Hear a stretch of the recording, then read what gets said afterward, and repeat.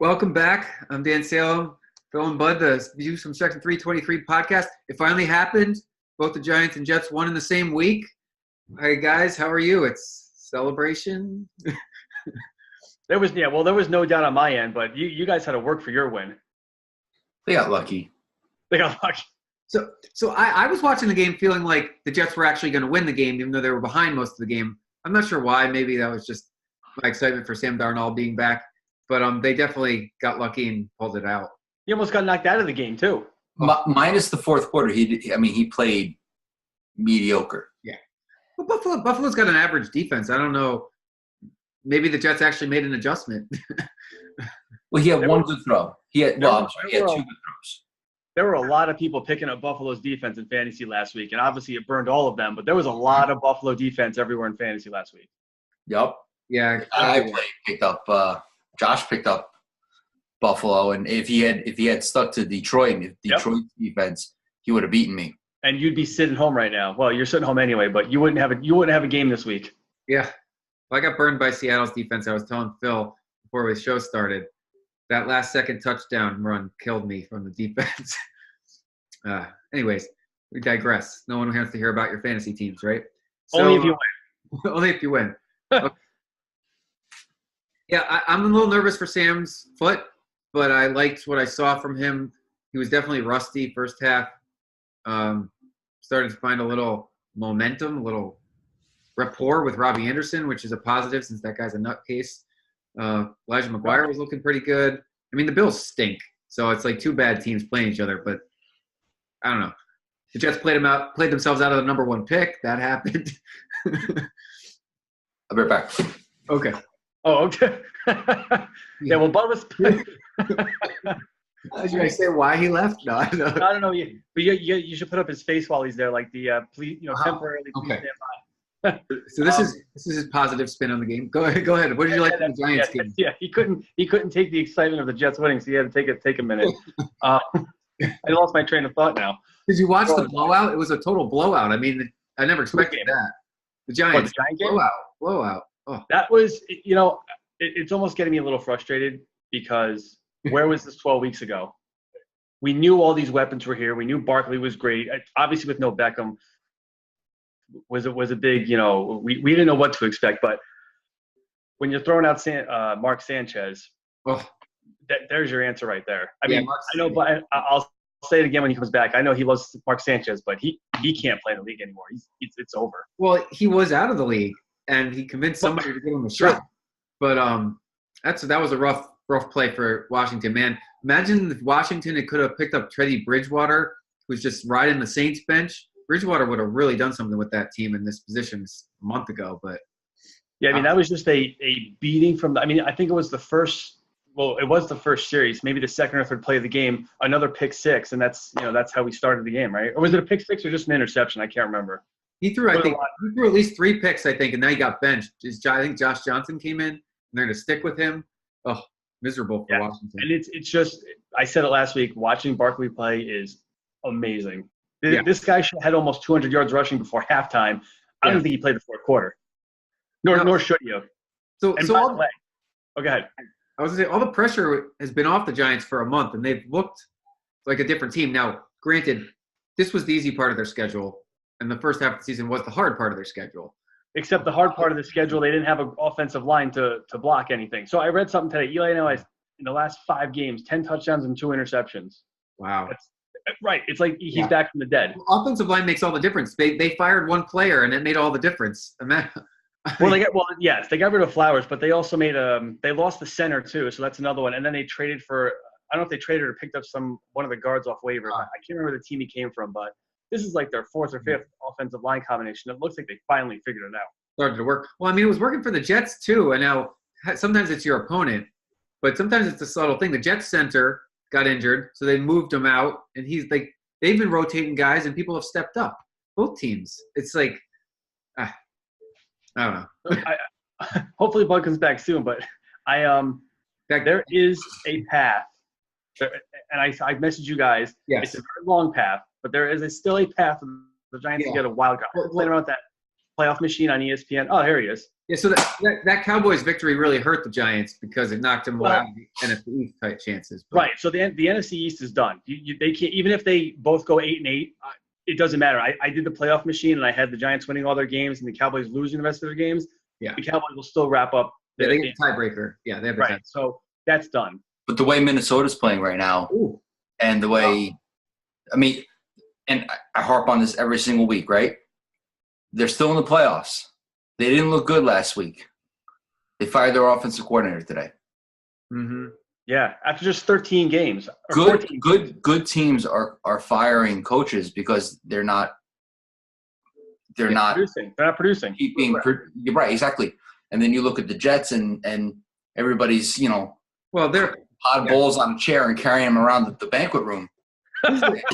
This was a rebuilding season before it started. I think that's really what it comes down to, that they don't have any reason to rock the boat. Yeah, but there's a difference. There's a difference, and So let's go back to this plausible path because so the Minnesota victory really helped, right? Because that just separated Seattle from the pack, basically.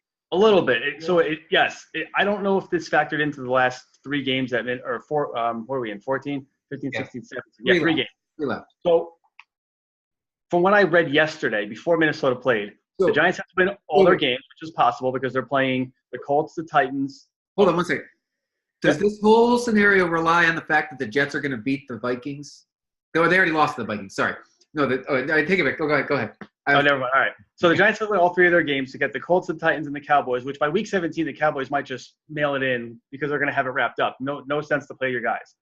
Yeah. Carolina has to lose 2, which is, if you've seen Carolina the last few weeks, they look like crap. Cam Newton's hurt. Cam Newton can't throw the ball anymore. His shoulder's hurt. Yeah, that's another one. Yeah. Minnesota has to lose 2, which from what we've seen the last few weeks, that can happen. Which, if they lost last night, I'll have to double check. They may only have to lose 1 now. They look like Seattle. What happened with sorry, I want to touch on that game 1 second. Yeah, Minnesota looks like a different team. I mean, the Seahawks have had a pretty good defense all season, but how are they just stellar? They shut them out until the final 30 seconds. What is that? Well, I don't even know. The Minnesota running game is non-existent because their offensive line is not as good. It was existent when they were getting carries to Latavius Murray. Yeah. Well, maybe that's just when the offense was clicking 5 weeks ago, the ball was going into his hand. That was when Dalvin Cook wasn't playing. And then it opened up all the passing game, right? And that's when Thielen and Diggs, they were putting up crazy numbers. Yeah. And then Cook came back, and now it's a whole different team. It seems like they're just not. Cook seems to dance a little more than Murray does. Murray just kind of runs right. All kinds of dances a little bit. But the defenses have to play that way, right? So they have to put all the guys into the box to try to stop the run. He's 6'3", 240 pounds, and he runs straight downhill, and then that opens everything up to the sides. So did you guys like the last 2 primetime games? Because both of them had about a total of 20 combined points, it feels like. Nah. I didn't really see them. So the Bears shut down one of the highest scoring offenses in the entire league, and the Giants put up 30 on them. What does that say? Does that say more about New York? Does that say more about I think that Los Angeles? That was a big bounce back game for Chicago. The Rams didn't need it. They're kind of resting. I mean, think so? Chicago's defense is really good too. I mean, let's not short. No, that's my point. No, Chicago's defense is excellent. I mean, I don't know what happened in the Giants game. I think they underestimated the Giants, and then they wanted to prove they were still good. But the Rams have a 3 or 4 game cushion for the number 1 seed. I mean, they're not. No. Because right now New Orleans is the number 1 seed, aren't they? Yeah, New Orleans is the number 1 seed because they beat they own the tiebreakers. They pulled that game out. You're right. That they should have lost that game too. So I just wanted to mention that fact because I thought about that today. But wow, we took care of the best defense in the league. But just to finish my thought, I want to see what you guys think. Yeah, sorry. Is this even possible? No, it's all right. I love going off on tangents. All right, so Carolina's got to lose 2. Minnesota has to lose 2. The Eagles have to lose 2, which I think can happen no problem. And Green Bay has to lose 1. Now, looking at their schedules on who they play, Carolina plays the Saints twice. The Eagles have the Rams this week. I mean, this is possible. Those teams are very likely will lose all of those football games. I think the biggest hurdle for the Giants is for them. Well, they have to win all 3. They lose 1, they're done. I mean, because they haven't had a 3-game winning streak all season, and Tennessee's an enigma. The Colts are an enigma. These teams have been great and been awful, and then we know Dallas. So I think that's their biggest test is to actually win all the 3 games. Well, absolutely. You lose one, it's over. We can stop having this conversation. But the smallest path of hope is there, and if they can grab it, I'm all for it. So, do we think it's going to happen? No. Talk to me. Let's talk next week because the scenarios will be a lot clearer, and we'll see who's won and who's lost. The Giants have to play the Colts this week. Tennessee. They could beat Tennessee. That's what. Right. It'll really come down to next week when they have to play the Colts. Right, and that's in Indianapolis. I mean, so they should beat Tennessee. I don't think that Tennessee can do anything to stop Barkley, and the Colts don't have a. No one can stop Barkley. No one. This guy should have had 300 yards from scrimmage if they didn't take him out of the game in the fourth quarter. You know, Eli threw 3 touchdowns and not one, and so I forget who the guy. Shepard caught one. Sterling Shepard. The other Shepard caught one, and then was it Benny Fowler or was it Corey Coleman? I think it was Corey Coleman. It just I don't know. It's like what the Saints did 2 weeks ago when they threw 4 touchdowns to 4 nobodies. Yeah, that reminded me. How many people are PO'd that in fantasy that New England's handing the ball to their fullback for every touchdown the last 2 weeks? Not me. Ask Bud. Didn't matter to me. Oh, that's I played against Josh and he had Sonny Michel. Yeah, you loved it. So I think my brother posed the question in fantasy a couple weeks ago because the Patriots were getting Burkhead back, I think, or somebody. They were getting another running back. Yeah, Burkhead. And ever since they've been handing it to their fullback, who never really ever heard of. But I wanted to I used that to transition because that Miami hook and ladder ending. Was that the greatest thing you ever saw as a Jets fan? I didn't even realize what had happened. I came home, I watched the end of the Jets game, and then I started flipping through other games that were on Fox. And Tony Romo said something about how crazy the day has been, and I looked at my phone and I saw that Miami won, and there was 8 seconds left. Yeah. So, I mean, but what is Gronkowski doing out on the field? I have no idea what that was about. To answer your question, I hate Miami more than New England. So Wow. Maybe it's because I have a bunch of Patriots fans in the family now, so I don't hate them quite as much. But I don't know. I didn't know what to make of that besides just to shake my head. That somehow the Dolphins are still hanging around the playoff conversation, even though they're not a good football team. They're not a good football team. Kenyon Drake went on social media today because he wants to find the person who has the football that he chucked into the stands. He's like, something like, if you give me the ball, I'll give you tickets and cleats maybe he shouldn't have thrown whatever. Maybe he shouldn't have thrown it into the stands. Well, that was obviously a knee-jerk reaction to that because that was incredible. That was just it was so funny to watch Gronkowski just trip over his own feet and just fall over. So I've gotten into Reddit over the last couple of months, and I saw someone did a Tecmo Bowl version of that. I saw it, and it was amazing, and it was spot on. And I had just played Tecmo football over Thanksgiving because one of my friends has the NES, mini NESs. I got one. Oh, you got one? Yeah. So I had played Tecmo football. I'm like, this is exactly how it happens too. Yeah. Whoever made that is very, very good. That was awesome to watch. So. What else? There was a lot of crazy crap. So Boswell falls over because he can't kick a field goal. That was hilarious to watch. Was that with the Steelers? I didn't understand how that. I read about that. Yeah, he slipped. He literally just slipped.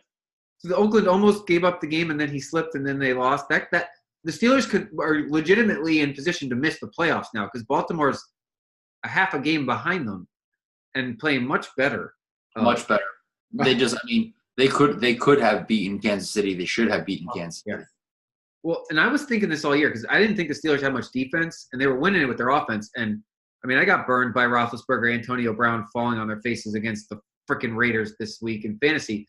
That they have not showed up the last couple of weeks. I don't know if there's an injury there we don't know about, but no James Conner. That'll do it. Yeah. So now are they really wishing that they brought back what's his face? Because no, they'll let him go. I mean, obviously they're going to let him go anyway. No, but I'm saying if Pittsburgh misses the playoffs, there's got to be a thought in the back of their mind. Maybe we made the wrong decision.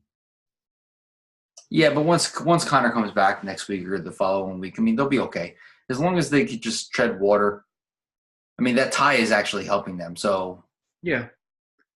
I don't know. I don't know what the rest of their schedule looks like, but I'm very nervous for the Steelers, and I don't like the Steelers, so I'm like kind of rooting for them to fall and miss. But Yeah, you're right. That Kansas City game was crazy too. Yeah, they probably should have lost that game in regulation, but Mahomes threw was 3rd and 9, 40 yards down the field to Tyreek Hill and sets up sets up a field goal to have it go to overtime.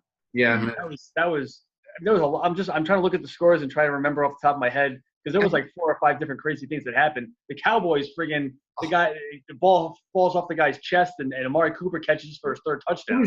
There's no way that Amari, well, hopefully for me, he doesn't have a game like that again. No, Amari Cooper's going to have 4 catches for 50 yards next week. Well, that game was tied at 9 points. I hope so. It was tied at 9 points before the 4th quarter. I mean, that was all defense too. It was all pathetic. I don't know. Yeah, I think that's also a product of the Eagles. Just they're not that good. I think we've all accepted it now.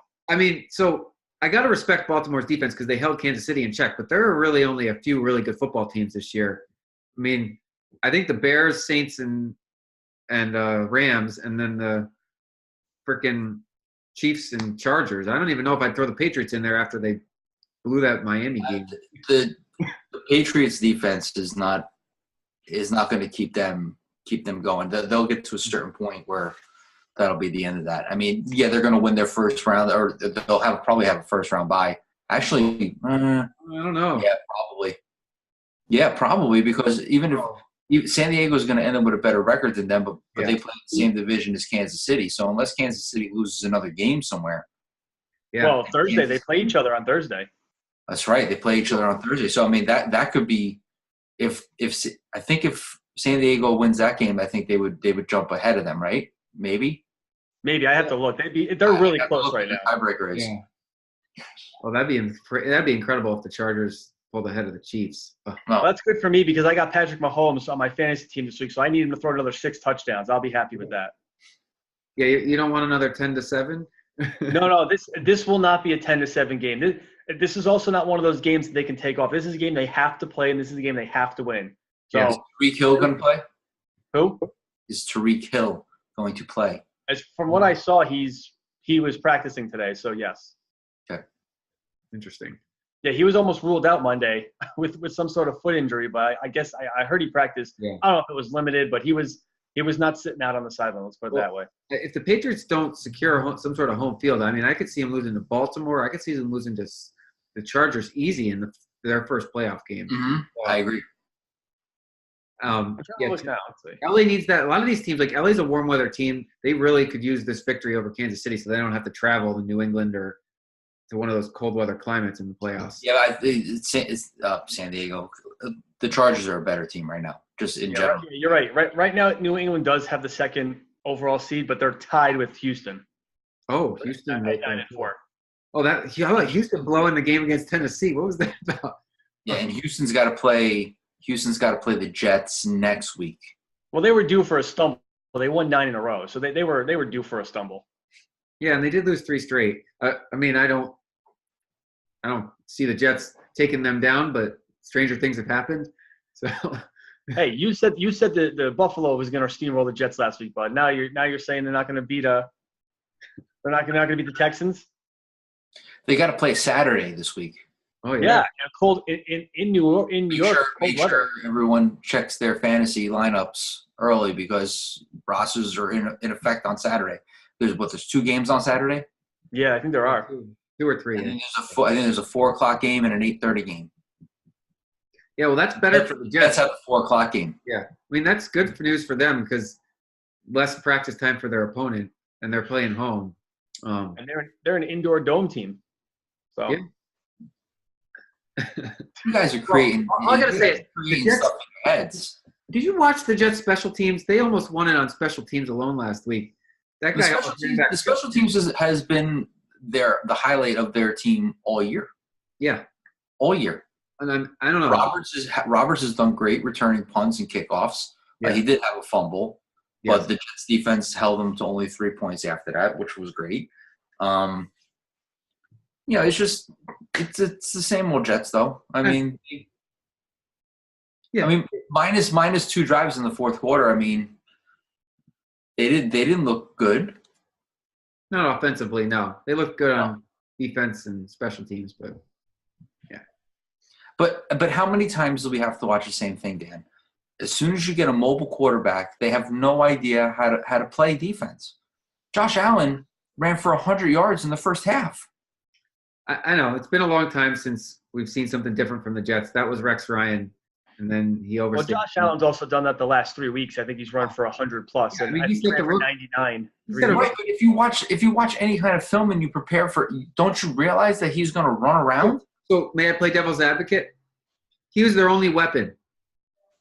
The other boy got hurt. Like what? It's the first drive of the game, right?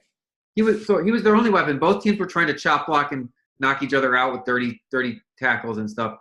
I mean, the Bills were chop blocking away in that first quarter, and then they got penalties. He's their only weapon. And the Jets did enough to contain him, and they won the football game. I mean, yeah, they didn't stop him. He ran for 100 yards, but nobody else did anything. So I don't know. I mean, listen, I'm happy that they won. Don't get me wrong, but you know, but it still doesn't. Somebody said to me today, was it today or yesterday? I don't remember what it was. It was yesterday. They said, well, you know, if they won against Buffalo and then maybe they win one more game, does Todd Bowles get to keep his job? Absolutely not. This is what the Jets do. They will say that they're making improvements.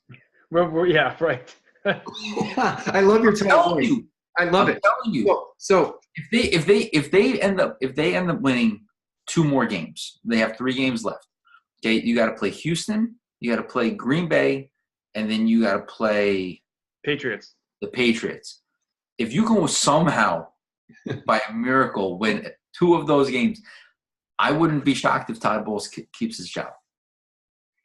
If Todd Bowles keeps his job, he's going to have to fire his offensive coordinator at the very least. But I'd be shocked if Todd Bowles keeps his job. I mean, Darnold looked. I mean, I think he had over a month off. He came back. He looked pretty. He got his feet back under him. He played through his injury. He's toughing it out.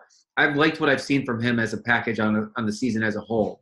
Yeah, he went through a rough patch, but I don't know. Todd Bowles. I mean, I don't think he's done anything to keep his job. He hasn't made any halftime adjustments. I mean, I guess the one thing in his credit, the players are still behind him. They have not revolted against him as the head coach. That's true for a lot of teams in the league, that no one's really quit. Even the Raiders, they're playing hard for Gruden. Like, no team has really quit. You know who it was?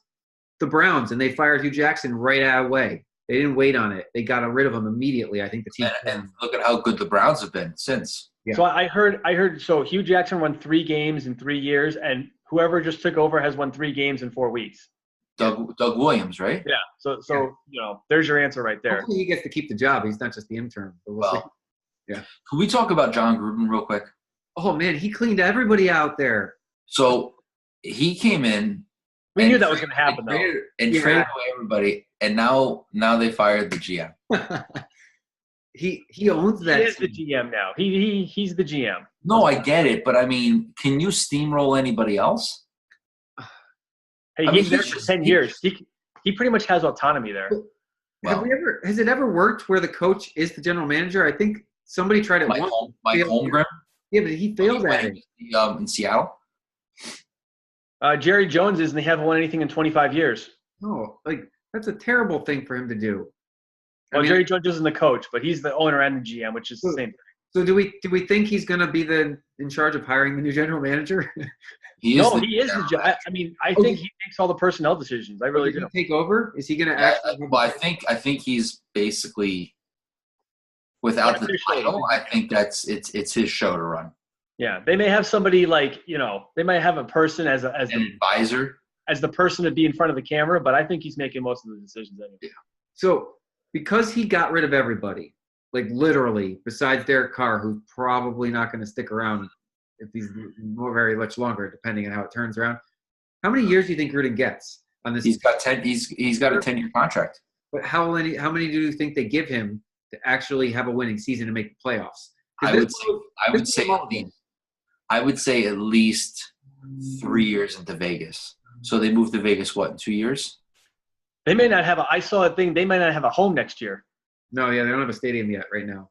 Right. They might be playing in L.A. or San Diego where the Chargers were for a year. Or in LA if the Chargers don't go there.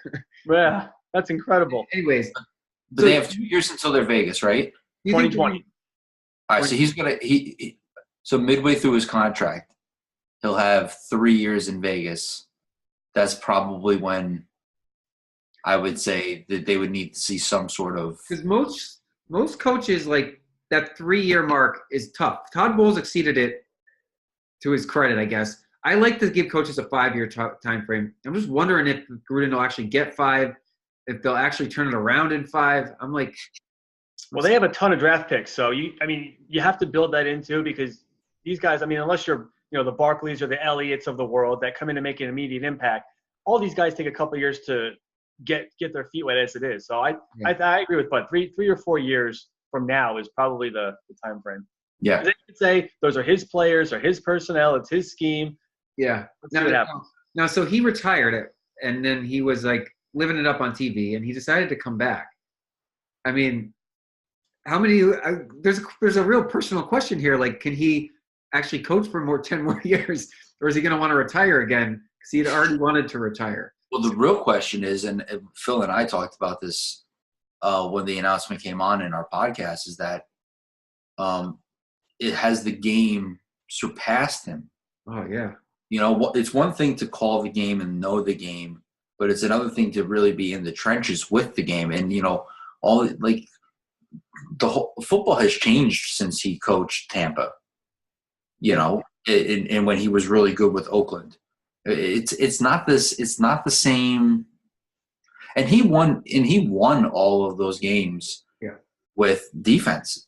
Oakland's defense was great, and Tampa's defense that year was probably the best defense that anybody has ever seen.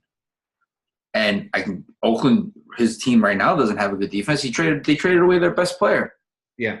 No, I agree. I mean, he's always been like a quarterback guru with his show, but Derek Carr doesn't look that good. No, he doesn't. And I don't think they have much of an offensive line to protect him. They have no running game, so he got exposed. They got rid of his best weapon, Amari Cooper. But I think Carr gets one more season. I don't know. I agree with you. I'm skeptical of his ability to succeed. Yeah, Speaking of quarterbacks, I think we can all agree Kyle Lauletta is not the answer right now. You gave him 5 snaps. You haven't even been. He had the whole quarter 5 snaps. Get out of here. He had the whole fourth quarter. Stop it. He had 5 snaps. He was 0 for 5 with a pick. 5 snaps, dude.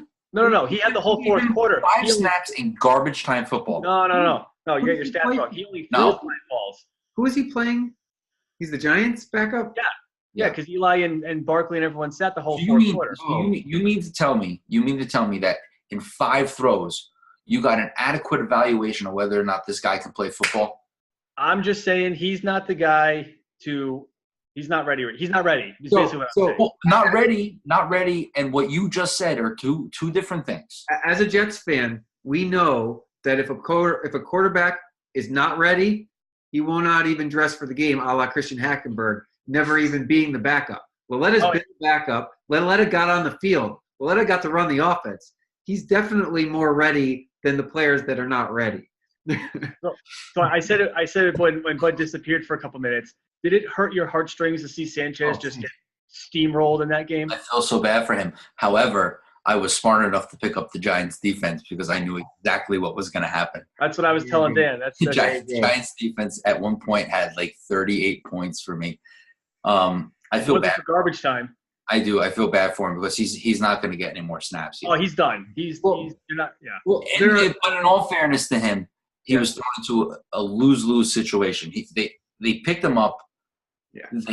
In his first game he had to play because he got hurt, and then they have no choice, and he still doesn't know the playbook. He hadn't thrown a pass in 2.5 years. I know. Well, there are 3 new football leagues. What do you expect? There are 3 new football leagues in which he may find himself a job. Oh no, he can get a job in one of those leagues 100%. Yeah. Yeah, I just want to know if it, I just want to know if it, I'm a Mark Sanchez fan. I mean, I feel bad. I feel bad for the guy. that's what I'm saying. I just want to know if it hurt your soul to see It did. that. It did. I felt bad for him. I mean, it's not a very good situation for him to be in. Chris Sims is going to be a starter for one of the teams in one of those leagues. Is he really? Yeah. Who else got? Why would he quit his day job? He does podcasts. He does like some NBC sports stuff with like Notre Dame. And why would you give that stuff He can up? do those. These leagues are spring and summer. He can do all that during the seasons. Well, I think I sent you guys the link. Christian Hackenberg got a job in the AAF. Yeah. Well, so I want to talk about this for a minute because I want us to really. We're going to talk about these three leagues. I want to, especially because as they're growing, we're gonna give some serious time to that. Do you think it's going to be like? Who runs the third one? It's Ricky Williams and Terrell Owens are the founders. Is that a summer league? It's going to be spring summer also. They're founding it on the principles of letting players be activists because the NFL's like taping all their mouths shut, and he wants them to be able to like speak their mind again. It's really attractive. I can see it to the athletes, but I'm wondering like, is this going to be like a minor league system type of thing? Because there is nothing in football. Like they can't all survive. Not all three of them are not going to flourish. We know that. It's a matter of which one is going to, I guess for lack of a better word, flourish. And that's going to end up being kind of the minor leagues for the NFL, I think. The beautiful thing about NFL football is that they really have no competition, right? So there's the CFL, but that runs a different schedule. Now all of a sudden you're going to bring three leagues. You're saturating the marketplace. Who's going to want to watch? Well, it depends the players, though. Who's going to want to watch like in between college and NFL football? But this is the thing. If it starts right after the draft, everyone's itching to watch something. And if it's the AAL starts the weekend after the Super Bowl. Oh, okay. So I mean, people want. I think there's a desire for year-round football if we can get it. Where's it even going to be? Where's it going to be broadcast on? That's a good question. I mean, but if it's strictly online, I mean, people stream everything now, anyways. If it's all free streaming on Twitter or free streaming on YouTube, people are going to watch it. And it's nowhere near the Northeast. Everything, it's even Southern and West. There's no Northeast. Well, because the closest one is like Memphis. I think it's all warm weather teams because of the time of year that's starting in. It'll be interesting if that league is supposed to be like for older players that are trying to get back in the league. Yeah, maybe another one's going to be the guys who don't get drafted. That's really going to be your minor league system. Yeah. Or they're like the coaches. Like I would watch a team coached by Terrell Owens just because he's a nut personality. So I mean. It's interesting. We'll see what happens. I don't know. Yeah, it's as we get closer. I mean, they just announced all the teams for the XFL. It's all your major cities: Los Angeles, Chicago, New York's got one. There's probably one in like Orlando or something. That's only like your mainstream cities. The AAF seems to be a lot of like Birmingham's, and I saw there's a San Diego. It's a lot of like your secondary cities. I saw. Yeah. So is XFL by the same guys as WWE again? So it's just so Dick Ebersol and Vince McMahon were the two that created the XFL first, right? Okay. Dick Ebersol, or his son, I forget his name. His son is the one that's starting the AAF. Okay. Because remember that documentary that came out, that 30 for 30? That was good. Oh yeah. Yeah, it was really good. It's good. Literally, like the next week they announced this AAF, and it was Dick Ebersol's son, who was the co-owner or founder of NBC. So right now it's the XFL is just Vince, and he created a whole new Alpha Entertainment, whatever it's called. So it's not associated with WWE, but it's obviously it's owned by the same guy. But who's the guy? It's got the guy from the Colts. I can't remember his name. Andrew Luck's dad. Yeah, Andrew Luck's dad. Right. So he's like the commissioner now, or president or something. So he found somebody. You get a Manning involved, and then you're really going to sell it. Yeah, that's true. But they have another year. They don't start till 2020. So the first one starts literally the weekend after the Super Bowl, and I guess we'll see how that works.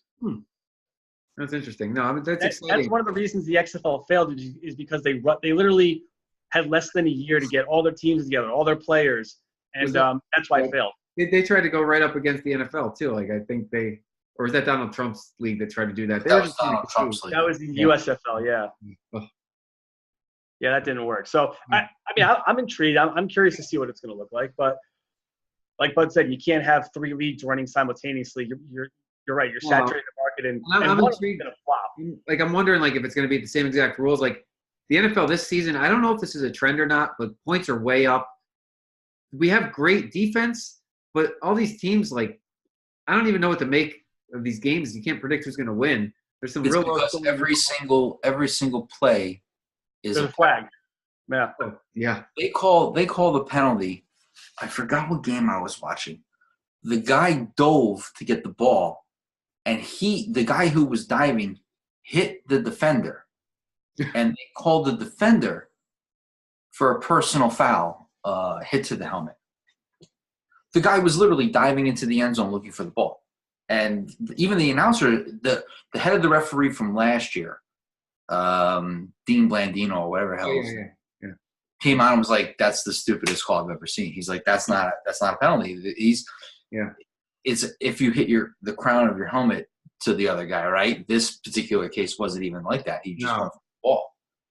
It's every play.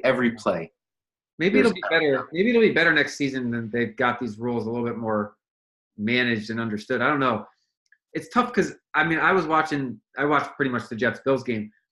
I could think that the Bills could have got called for a chop block almost every play on offense, and I think they called a couple of them. So it's the Jets got called for six personal fouls in the first half. I'm not sure how many of those were legitimate, but they're just throwing the yellow like nothing. It's crazy. See, I was doing the opposite. So obviously the Giants game was out of hand at midway through the second half. So I'm flipping around, I'm looking at fantasy, I'm watching Red Zone. Like, there was so much going on, I couldn't keep track of everything that was going on. I had so much, I couldn't stay focused. Like, there was so much going on. It was great. I love Sunday. That was a fun day. So you were super confident your team was going to hold that point lead, huh? You switched off. Yeah, I wasn't. Yeah, at 40-0, I was pretty confident. Yes. I got aggravated because then they just stopped playing in garbage time football. Oh yeah. Almost cost Bud a championship. So I was telling Dan before we got on, when we talk next week, there's a 50-50 shot that Bud and I are playing for the title next week. Next Sunday. Well, good luck to you guys. I felt the top 3 point scorers in our league tied for 3rd place. I was one of them. I fell 9 points short because of the garbage time last night, so I'm not in the playoffs. Long story short, that Kirk Cousins fumble for a touchdown and then Kirk Cousins marching down for a touchdown knocked me from the playoffs. Well, Bud's gonna have to battle Gurley this week. So now, if I'd started Sterling Shepard, I would have won my game and we'd be talking about a different story. But that's hindsight for you. That's fantasy football. Yes, it is. Final thoughts? All right, so Giants play who this week? Tennessee. Oh. All right, that's right. So you picking Tennessee or the Giants? The Giants are going to win the game. All right, I'm picking the Giants too. Dan? I think the Giants are going to pull it out. I don't like Tennessee. I don't know what's up with them. They're like a fluke team. Houston's got to play the Jets. Yeah, I mean, there's no way that the Texans should lose that game. I mean, maybe the Jets cover, but I don't think they win. No, I'm picking Houston. Yeah. I'm going to take the Jets. I'm going to take it's a short week. Houston's got to travel. They're a warm weather team. Should we give them the spread? It's like plus 8.5, I think. We'll give you the Jets plus 8.5. No, I'm taking them on the field, straight up. Okay. All right. Thank you. All right. This has been fun. We'll talk again. Too much eggnog, Phil. Yeah, too much eggnog. Thanks for joining us. We'll be back next week, probably a day later because of the holidays kicking in. Hopefully, the Giants are still in the playoffs. Let's hope. See you. Thanks for watching BuzzChomp. Subscribe and share. Subscribe and share. Subscribe and share. Share. Woo.